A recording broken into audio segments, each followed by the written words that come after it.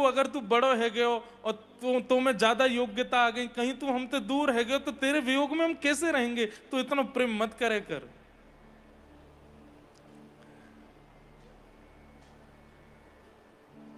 मीठो मदन गोपाल आज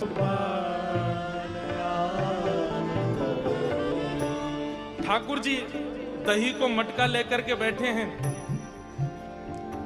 और सबरे ब्रजवासी सामने, सब सखा खड़े हैं। तल लेके आओ तो सबन को दही बांटूं।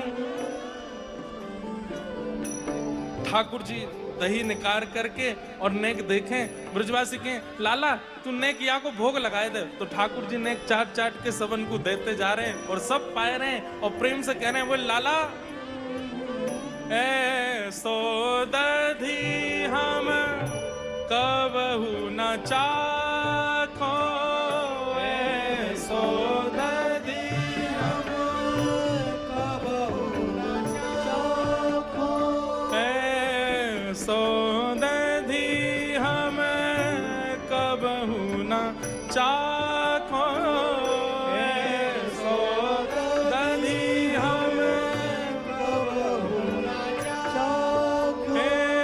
सुन गोकुल के नाथ आज दधी, सुन गोकुल के नाथ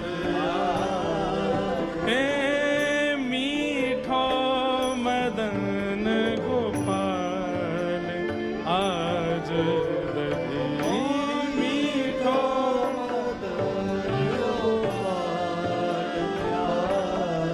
बोल बाल कृष्ण लाल की जय। बहुत सुंदर पद।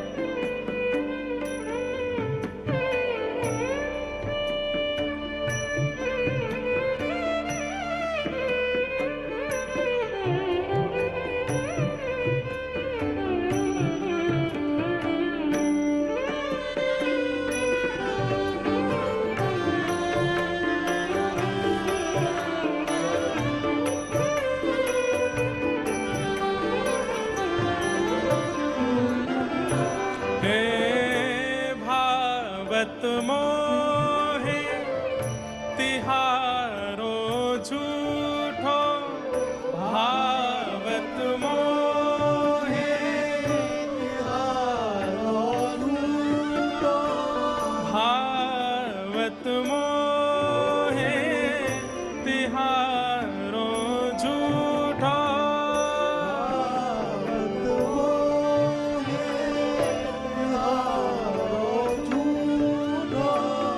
चंचल नयन विशाल आज दधी, चंचल नयन। और इस पद की एक प्राण लेने वाली एक पंक्ति है, जिस पंक्ति को गा के, सुन के, अनुभव करके, चिंतन करके बस रोम रोम पुलकित हो जाता है। ठाकुर जी सबको अपनो झूठो कर करके दही बांट रहे हैं और सब प्रेम से पा रहे हैं, इतना स्वाद लग रहा है सबन को। लेकिन इतने में ही सबरो दही पूरा है गयो। अब बांटवे के काजे दही बचो नहीं है, लेकिन अभी सखा तो रह गए। सबरे सखा रोन लगे, लाला हम तो पीछे खड़े रह गए और सबरो दही तेने बांट दिया, हमको तो मिला ही नहीं। ठाकुर जी बोले कितने बचे हो? ठाकुर जी बोले कितने बचे हो? सखा बोले हम 5 रह गए हैं भाई, और पूरा तेने मटकाते निकार निकार के सबरो दही दे दी, और अब हम का पामे? ठाकुर जी बोले 5 रह गए हो ना? बोले हाँ। जिन नहीं पायो सुनो मेरे भैया, जिन नहीं पायो सुनो मेरे भैया, जिन नहीं पायो सुनो मेरे भैया, जिन नहीं पायो क्या कर रहे हैं? मेरी हथेली चाट आज दही, मेरी हथेली चाट आज दही। ठाकुर जी एक एक करके सखान ने बुला रहे हैं। बोले इतकू आजा, देख बाकी इनको तो दही मिल गया लेकिन तो को कछुआ और दूंगा। बोले कहा ले या उंगली को तू चाट ले। आहा, वाकू देख करके जिनको दही मिलो वे सब अपने वो सब ईर्ष्या करने लगे। अरे हमको भी ऐसे चाहिए। ठाकुर जी तुम सबन को दही मिल गई, अब इनको पान दो। एक सखा एक उंगली चाट के गयो, दूसरा दूसरी उंगली चाट के गयो, तीसरा ठाकुर जी के संग ऐसे आनंद कर रहे हैं। सब सखान में होड़ लगी, हम पावेंगे हम पावेंगे।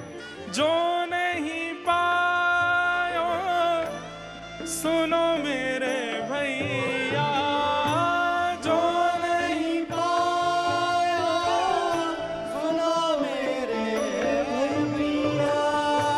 मेरी हथेली चाट आज दही, मेरी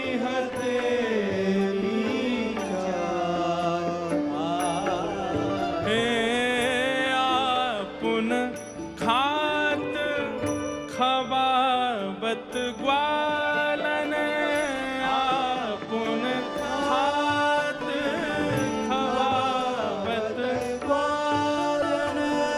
मानस लीला रूप, मानस लीला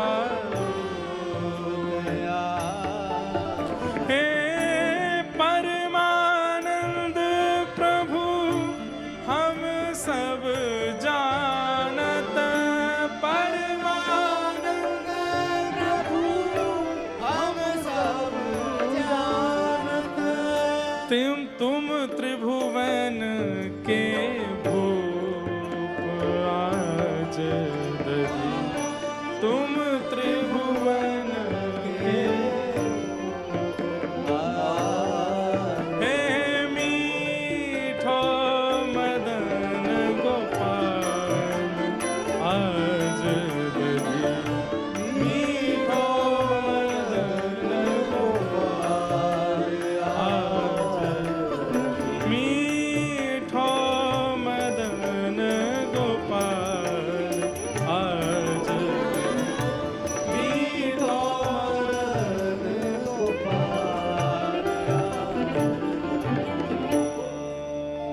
ऐसी लीला ठाकुर जी करते हैं सखाओं के साथ।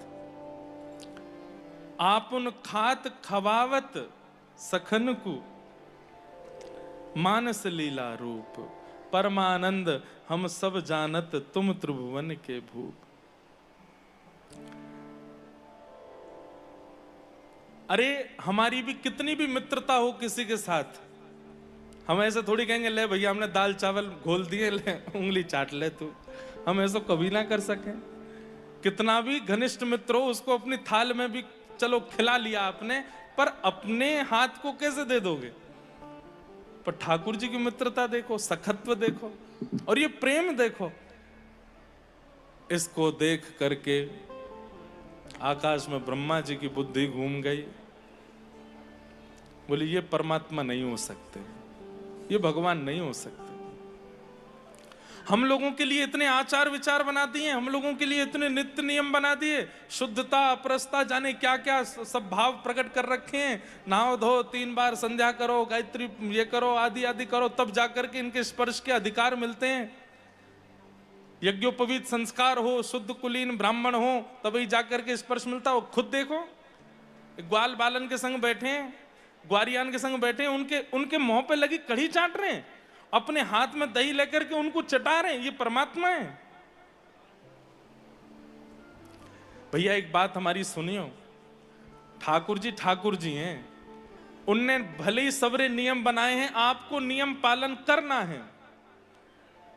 उनकी इच्छा होगी तो वो कोई नियम तोड़वा करके कोई भी लीला कर सकते हैं, वो उन पे छोड़िए, आप मत तोड़िए। कई लोग ऐसा कह देते हैं हम तो अपने ठाकुर जी को लाला मानते हैं, हम तो ये नियम का पालन नहीं करते, हमारा तो लाला वाला भाव है। आपको नियम से ही रहना चाहिए। ठाकुर जी को अधिकार दीजिए कि वो नियम तोड़वा में। और कोई बहुत बड़ा आदमी आ जाए और इतनी सब सिक्योरिटी लगी है, आप आगे नहीं आ सकते, वो चाहे तो वो कहेगा भाई आन दो इनको, हमसे मिलने दो। ये बात होती है। आपको नियम का पालन करना चाहिए। गुरु जो कहें, आचार्य जो कहें, वेद जो कहें, शास्त्र जो कहें, उन नियमों का आप पालन कीजिए। ठाकुर जी को अधिकार दीजिए कि कभी ऐसा प्रेम उनके चित्त में आवे कि वो नियम तोड़वाने की खुद आज्ञा दे दें। किसी ने कर्मा बाई को जाय करके पढ़ाई दियो कि अरे कर्मा, तू तो नहाए धो के भोजन बनाए कर, तू तो बड़ी व्यवस्थित है कि भोजन बनाए कर। कर्मा बाई बड़ी व्यवस्थित होके प्रसाद बनाने लगी, खिचड़ी बनाने लगी, तो ठाकुर जी जगन्नाथ जी हाथ जोड़ के बोले, अरे मैया तू जैसे बनाया कर वैसे ही बनाए कर, तो इतने आचार विचार और इन सब करने की आवश्यकता ना है।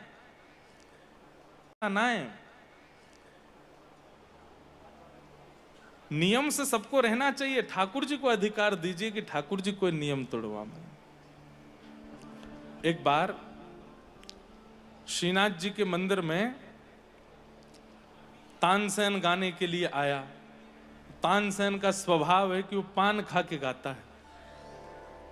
तो जैसे ही गान लगो तो गुसाई जी बोले, तानसेन ये राजा का दरबार नहीं है, कुल्ला करके आओ, शुद्ध स्थिति में बैठो, यहाँ पे कोई राग सेवा नहीं हो रही है, कोई बादशाह को तुम कोई वो नहीं कर रहे हो, साक्षात परमात्मा बैठे हैं, यहाँ शुद्धि का ध्यान रखना पड़ेगा।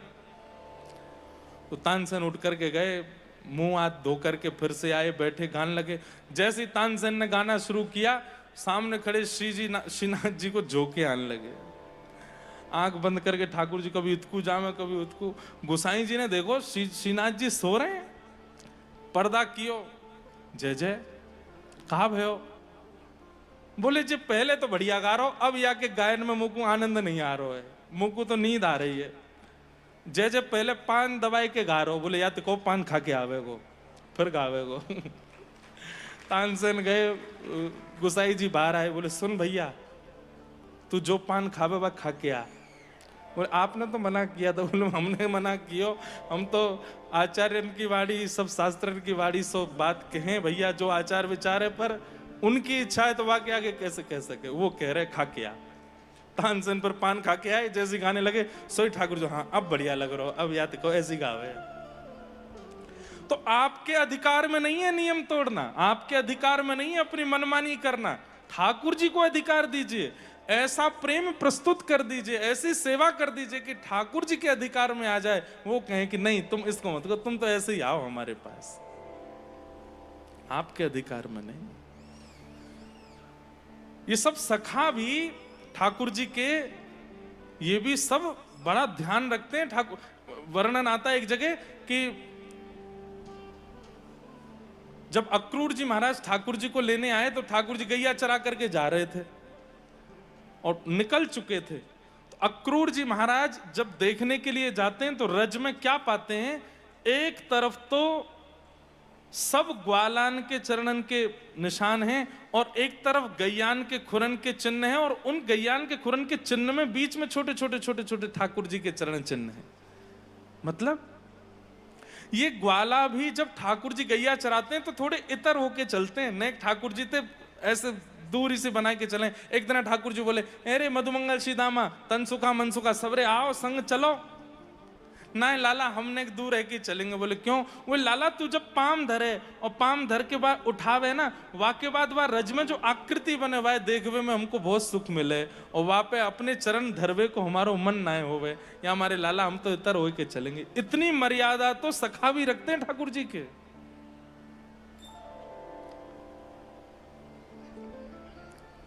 और ठाकुर जी के मन में आए गई तो फिर सबरे नियम तोड़वा देंगे, वो जैसे चाहेंगे वैसे करवा लेंगे। ब्रह्मा जी के चित्त में भाव आया कि ये परमात्मा कैसे हो सकते हैं। ग्वाल बालों का हरण करके चले गए।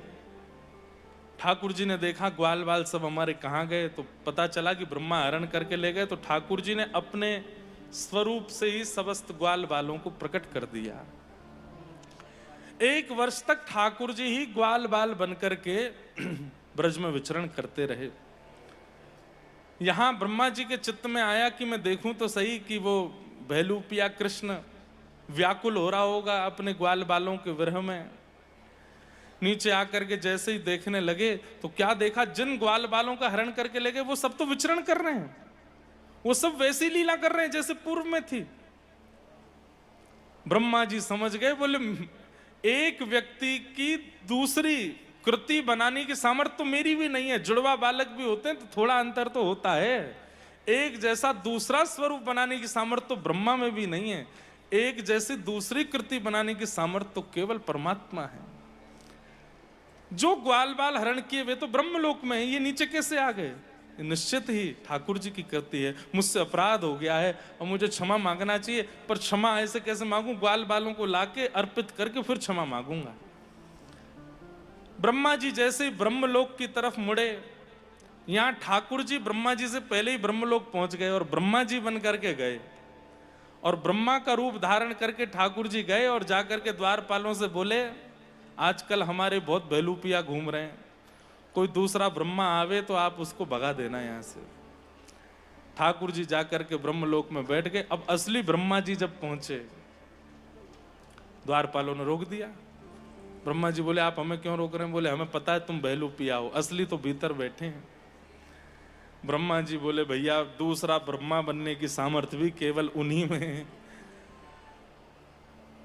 बोले, मैं नकली ब्रह्मा हूं, मैं स्वीकार कर रहा हूं, लेकिन जो असली ब्रह्मा बैठे एक बार उनसे दर्शन करा दो। ठाकुर जी के समीप गए। सबको तो वे ब्रह्मा के रूप में दिख रहे थे, लेकिन ब्रह्मा जी को साक्षात शंख चक्र गदा पद्मधारी चतुर्भुज रूप में दिख रहे थे। ब्रह्मा जी ने चरणों में प्रणाम किया। नो मिड्यते ब्रवपुषे टडिदंबराय गुंजावतम सपरिपेच्छल सन्मुखाय वन्यस्त्रजे कवलवेत्र विषाण वेणु लक्ष्मश्रिये मृदुपदे पशुपांकजाय। ब्रह्मा जी ने खूब सुंदर स्तुति गाई। उच्छेपणं गर्भगतस्य पादयो किं कल्पते मातुरदोक्षजागस। ब्रह्मा जी एक निवेदन करते हैं ठाकुर जी के चरणों में। जब इतनी देर स्तुति गाते रहे और ठाकुर जी के मुखमंडल पर बिल्कुल प्रसन्नता नहीं देखी, तब ब्रह्मा जी कहते हैं, बोले, नाथ, जिस प्रकार गर्भ में विद्यमान बालक, मां के गर्भ में विद्यमान बालक कभी गर्भ में कुछ क्रिया करता है, तो क्या गर्भ धारण कर रही मां उससे नाराज हो जाती है? अरे गर्भ में बालक कभी हाथ चलावे, पैर चलावे, और उससे अगर मां को पीड़ा होती है, तब भी मां अपने गर्भ के बालक पर नाराज नहीं होती, उसको आनंदित करती है, उसको एक छोटे बालक की किलोल मान करके स्वीकार करती है।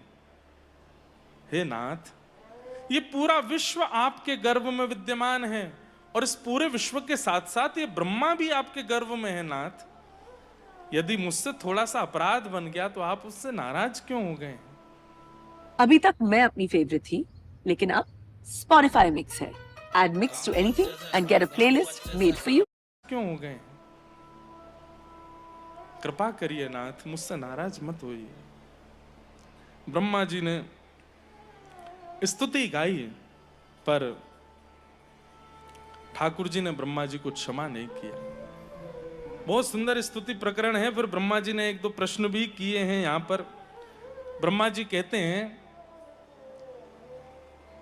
कि हे नाथ, आपने स्तनम दत्वाप सदगतिम, पूतना को आपने सदगति प्रदान की, क्योंकि आपने उसके पयोधर का पान किया और उसको वो गति प्रदान की जो यशोदा मैया को प्राप्त होनी चाहिए।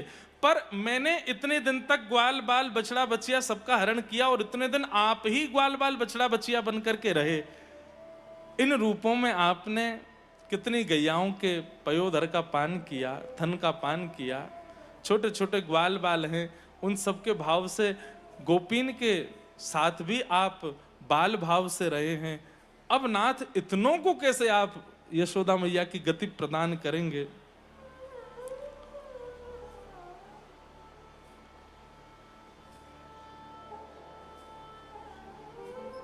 सद्वेषा द्विव पूतनापि सकुला त्वामेव देवा पिता।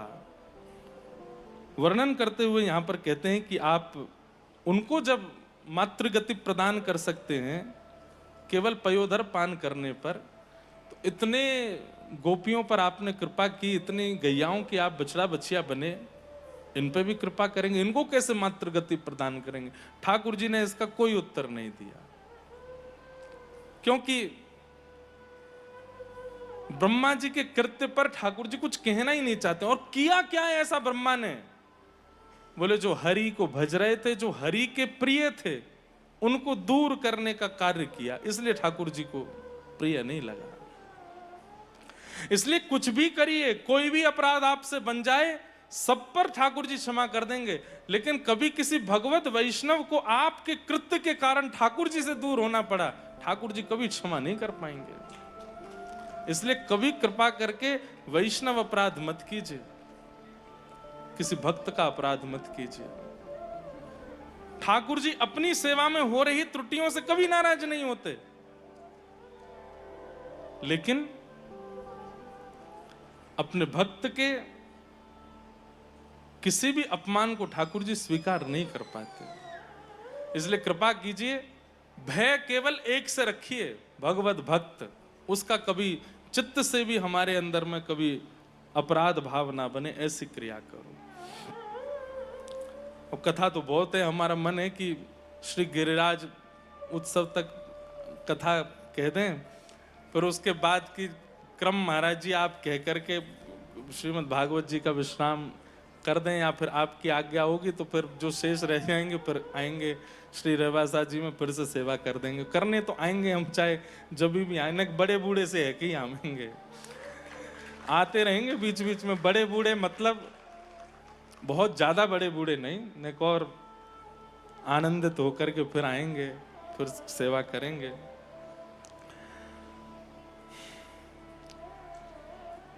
भगवान की अद्भुत फिर लीलाएं प्रारंभ हो गईं। ठाकुर जी जिद करने लगे, मैं तो गैया चरावे जाऊंगा। मैया ने कृपा करके, अभी इतनी सुंदर सुंदर लीलाएं, मन तो होता है कि हम कहें, एक एक भाव सुना दें। ठाकुर जी रोने लगे, मैया मैं गैया चरावे जाऊंगा। तो इतने में बाबा ने आके निधान किया, बोले लाला एक काम कर, गैया नहीं तू बछड़ा बछियान ने चरावे चलो जा। तो जैसे ही ठाकुर जी, आज प्रथम गोपाष्टमी है, मैया ने तिलक किया है लाला को, श्री सांडिल्य मुनि आए हैं, आकर के सब लाला की विधि विधान करिए। लाला पहली बार गैया चरावे जा रहा है आज। गौ चारण के लिए ठाकुर जी जैसे तैयार रह रहे हैं, तो मैया ने छोटी छोटी पनैया पहनाई है लाला को, पादुका पहना दें। ठाकुर जी बोले मैया जी कहा कर रही है? लाला तू को पादुका पहना रही हूं। बोले काय को? अब तू लाला इतना कोमल है, वन में जाएगो, कहीं कीट पत्थर कंकड़ लग गए तो फिर रोतो रोतो आवेगो, मैया देख मेरे पाम में का है गो, या हमारे तो को पनैया पहना रही हूं। सोई ठाकुर जी गिनती करने लगे। मैया बोली कहा गिनो? बोले मैया मेरे तो 2 ही पाम है, बछड़ा बछियान के तो 4 है, इतनी और पनैया मंगवा दे, इन सबन को भी पहनाए दियो, संग में पहन के सबरे जामेंगे। मैया जोड़ते हंसी। ठाकुर जी बोले मैया हंसकाई को रही है? बोले लाला जे पनैया नाए पहने। बोले चौ मैया, इन्हें कंकड़ नाए लगे, इन्हें कांटे नाए लगे। नाए लाला इनके खुर हैं और तेरे पाँव हैं, या हमारे तो को लग जाएंगे, इनको नाए लगेंगे। सो महाराज जी नाना जी एक भाव सुनाते कि ठाकुर जी जोर जोर से रोने लगे, नाए लगेंगे। सो महाराज जी नाना जी एक भाव सुनाते कि ठाकुर जी जोर जोर से रोने लगे। तो मैया बोली लाला तू काय को रो है? सब आ करके लाला को गोदी में ले में, लेकिन ठाकुर जी रोनो बंद नहीं करें। अंत में सबने हाथ पांव जोड़े, लाला तू काय को रो यूं बता। तो ठाकुर जी बोले मैया मेरे पाम खुर क्यों ना बने, मेरे पाम पाम काय को रह गए। अरे लाला हमारे पाम नाए बनोगे? नाए मैया, तेने जरूर मैं जब तेरे गर्भ में होंगो खान पान में कमी छोड़ी होगी, यही मारे मेरे पाम रह गए, मेरे खुर नाए बन पाए। इन बछड़ा बछियान के देख, मैया ने ऐसो सुंदर सुंदर भूसा चारों घास खाई, इनके खुर बन के आए, इन्हें पनैया पहनने की जरूरत ना पड़े, हमें पड़ रही है। मैया तेने मेरे संग बड़ा अत्याचार कियो। मैया बोली लाला तू ऐसी बात मत बनाया कर, चल जा अब बछड़ा बछिया चराया। आहा, ठाकुर जी प्रथम बार तम गोरजच्छुरित कुंतलबद्धः बरः वन्य प्रसून रुचिरे क्षण चारुहासम वेणुम क्वणन्तमनुगैरनुगीत कीर्ति गोप्योद्र दीक्ष दृशभो दृशो व्यगमन समेता। ठाकुर जी गौ चारण करने के लिए जाते हैं, बछड़ा बछिया चरावे जामे, और वही समय मधुर वेणु को अपने अधर पर धारण कर लेते हैं, अपनी कमर नेक टेढ़ी कर ले, नेक मुख को झुकाए लें, और ऐसे मधुर ठाकुर जी जब खड़े होते हैं, गैयाओं के चरण से उड़ने वाली खुर की धूल जब उड़कर के ठाकुर जी के प्रश्वेत के बिंदु पर आकर के स्पर्श करती है, मानो जैसे पत्रावली जैसी प्रकट हो जाती हैं ठाकुर जी की। दूर से गोपियां जब इस छवि का दर्शन करती हैं, अनुभव करती हैं, चिंतन करती हैं, गोप ग्वाल जब इस छवि का दर्शन करते हैं, हमें लगता है कि पत्रावली का सर्वप्रथम श्रृंगार गैयाओं ने किया ठाकुर जी का। गैयाओं के मन में आती है कि लाला को मैया सजावे, मैया सब काम करे, हमारा तो कोई अधिकार ही नहीं मिल पावे, हम तो लाला की सेवा कर ही नहीं पावे। आज सब गौ घेर करके ठाकुर जी को चल रही हैं, और तभी देखती हैं कि ठाकुर जी के मुखमंडल पर प्रश्वेत आ रहे हैं, छोटे छोटे पसीने के बिंदु आ रहे हैं। तभी गैया नेक दूर जाए करके अपने खुरन को जोर जोर से रज में मारन लगे, और तभी वो रज उड़ करके जावे, और कोई ऐसे नहीं कि एक बिंदु यहाँ एक कहीं और है, बिल्कुल जैसे पत्रावली एक के बगल में एक, एक के बगल में एक, ऐसे सुंदर सुंदर सुंदर सुंदर पत्रावली ठाकुर जी के मुखमंडल पर प्रकट हो जाएं। आज जब गैया चरा करके लाल जी वापस लौटे, और मैया जैसे ही द्वार पर ठाकुर जी को देखवे जावे, मुखमंडल पर ऐसे सुंदर पत्रावली देख करके मैया के लाला जी श्रृंगार तेरो कौन ने कियो? ठाकुर जी बोले मैया कोई ने नहीं कियो, गैया सब दौड़ रही भाग रही, उनकी खुर की रज मेरे मुखमंडल पे लग गई है। मैया ने वो स्वरूप देख करके ठाकुर जी की बलैया ली, और वादना से मैया ने नित्य स्वरूप बनाना प्रारंभ किया, नित्य चंदन घिसके, और ठाकुर जी को ऐसी पत्रावली बनावे जैसे गैया ने बनाई। तब से ठाकुर जी को अति प्रिय है पत्रावली का श्रृंगार। चंदन को तो हम अर्पित करें, पर ठाकुर जी तो हमारे चीत स्वामी जी गाते हैं, भीमपला से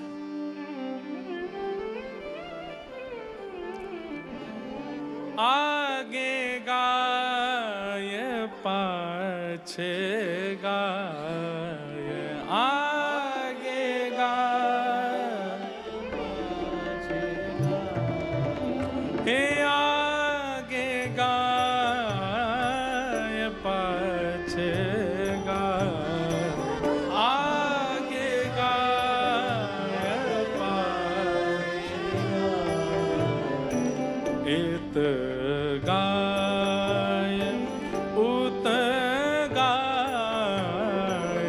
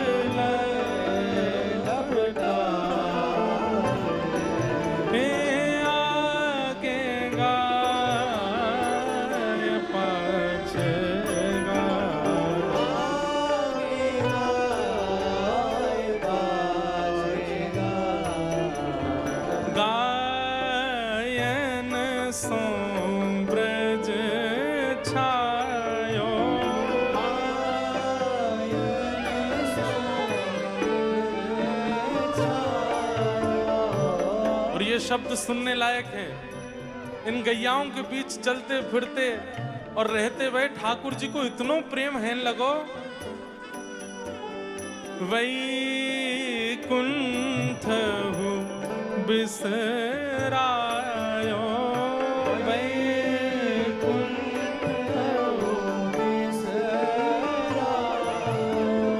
गायन के हेत गिरी,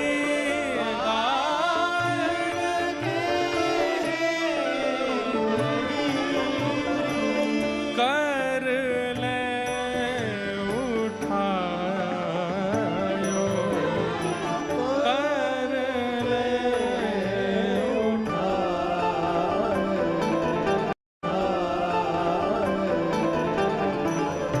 छीत स्वामी गिरधारी, छीत स्वामी गिरधारी, विठलेश वपुधारी, विठलेश वपुधारी, ग्वारिया को भेष धरे, ग्वारिया को भेष धरे, गायन में आवे, गायन में आवे, हे आगे गाय पाछे गाय, आगे गाय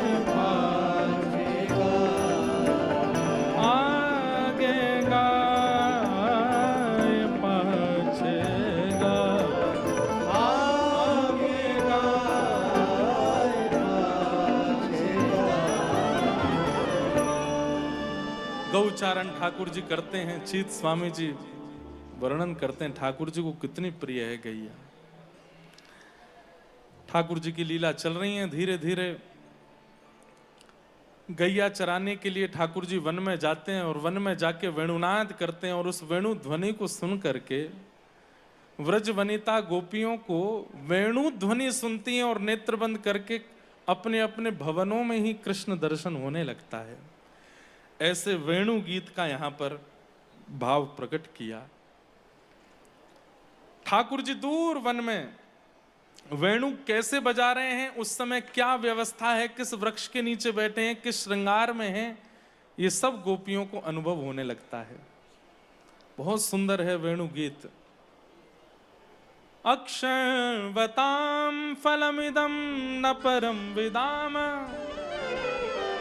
यहां पर गोपियां एक बात कहती हैं कि भैया आंख वाले यदि आप हो और यदि आपने नेत्रों से ठाकुर जी को नहीं देखा तो आपने क्या देखा? इन आंखों को प्राप्त करने का एक ही फल है, श्याम सुंदर का दर्शन।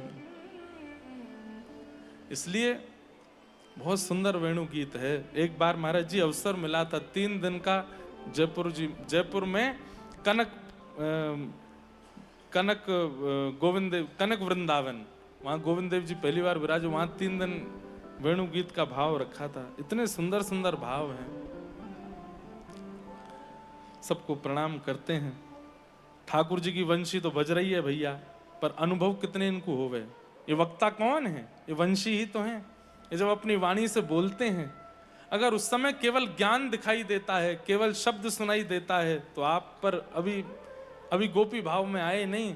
लेकिन वक्ता की वाणी प्रकट होते ही नेत्रबंद हो जाएं और उसी समय ये अनुभव होने लगे कि श्री श्याम सुंदर अपनी रूप माधुरी का अनुभव करा रहे हैं। वक्ता के बताते ही आपके चित्त में वो छवि परिलक्षित होने लग जाए तो समझो वक्ता नहीं बोल रहे, वेणु बज रही है और हम गोपी हैं, हमें ठाकुर जी अनुभव करा रहे हैं।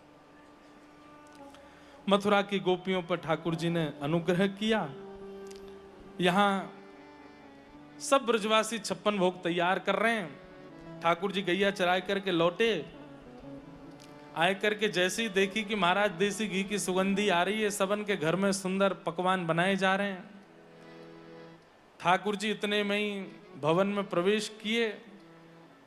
मैया बोली लाला दूर दूर दूर भीतर मत आइयो, हाथ पाम धोवे ना है, ऐसी चलो आवे जहां चाहे। अब मैया मेरो घर है, मैं कहीं आ सकूं, और जे इतनी सामग्री कौन के काजे बन नहीं है। मैया बोली जय जय के काजे बन नहीं है। ठाकुर जी बोले हलधर दाऊ दादा वंशीधर कृष्ण कन्हैया, हम दोनों के रहते ही तीसरो जय जय कौन सा आगो मैया, ये सबसे बड़े जय जय तो हमें। तू मैया तू हमारी बात ने मानो कर, और सबरे 56 भोग को हमारे सन्मुख ही पधराए दे, हम ही जय जय हैं। मैया भागी पीछे, बोले लाला बात बनावे, चल जा पिताजी तो जाए के बात कर। ठाकुर जी नंद बाबा के पास गए, नंद बाबा से जाए करके बोले बाबा जी कौन के काजे इतनी सामग्री बनाई जा रही है। नंद बाबा कह रहे हैं, बोले लाला पर्जन्यो भगवान इंद्रो मेघास्तस्यात्ममूतय ते विवर्षन्ति भूतानां प्रीणनं जीवनं पय। पर्जन्य भगवान हम सब ग्वारियान के, हम सब खेती बाड़ी करवे वारेन के भगवान हैं। हम साल भर में एक बार 56 भोग पधराए के उनकी पूजा करें तो इंद्र महाराज प्रसन्न है करके हमारे द्वारा प्रस्तुत भाव स्वीकार करके अतिवृष्टि अनावृष्टि ना करें, और उनकी कृपा बनी रहे तो बातें खूब घास होवे, खूब फसल होवे, खूब सुंदर होवे, गैया चरें, सुंदर उनको दूध बने। अरे भैया जे इंद्र की प्रसन्नता ही हमारे सब ब्रजवासीन की जीवन यापन है रहे, या हमारे वहां इंद्र को प्रसन्न करवे के काजे हम साल में एक बार 56 भोग को कार्यक्रम करें। ठाकुर जी पूरी बात सुनने लगे। सब बात सुनने के बाद बोले लाला तू कुछ सोच रहो, कुछ विचार करे। ठाकुर जी बोले हाँ पिताजी मन में एक भावना तो है, आप श्रवण करो। तो बोले बता लाला। सब ब्रजवासी बैठे हैं और छोटे से ठाकुर जी 7 वर्ष की आयु में पहली बार उपदेश दे रहे हैं। क्या कि कर्मणा जायते जंतु कर्मणैव विलीयते सुखम दुखम भयम क्षेमम कर्मणैवाभिपद्यते। पिताजी व्यक्ति अपने जीवन में जो कुछ भी अनुभव करता है वो उसके कर्म के फल पर होता है। हम किसी देवता को ना तो दोष पहुंचा सकते, ना किसी देवता से याचना कर सकते हैं। कर्म के अधीन ही सब क्रिया चल रही है। अब कोई देवता के भरोसे रहें और कर्म ना करें तो उनका कार्य सिद्ध कैसे होगा। कार्य की पूर्णता, कार्य की सिद्धता ये तो कर्म से होती है पिताजी। और रही बात देव पूजन की, तो इंद्र जैसे तो अनेक देवता हैं, कितने इनकी पूजा करेंगे। पर इन समस्त देवी देवतान के एक मूलभूत श्री नारायण हैं, और वही नारायण हमारे ब्रजमंडल में श्री गिरिराज जी के रूप में विराज रहे हैं। मैं तो पिताजी यही कहना चाहूं, अलग अलग पत्तान में जल देवे से अच्छो है सीधे जड़ में जल प्रदान कर दो। और इन सब देवतान के मूलभूत साक्षात नारायण गिरिराज जी हैं, उनकी पूजा करवे चलो। सब ब्रजवासीन के चित्त में आई कि बोले लाला श्री गिरिराज पूजन के काजे हम जामेंगे। राधे कृष्ण राधे कृष्ण। बड़ी कृपा हम आप सबके मध्य में साक्षात निम्बार्क तीर्थ से श्री जी महाराज पधारे हैं। महाराज जी को बारंबार वंदन करते हैं, प्रणाम करते हैं। गोविंद बोलो हरि गोपाल बोलो।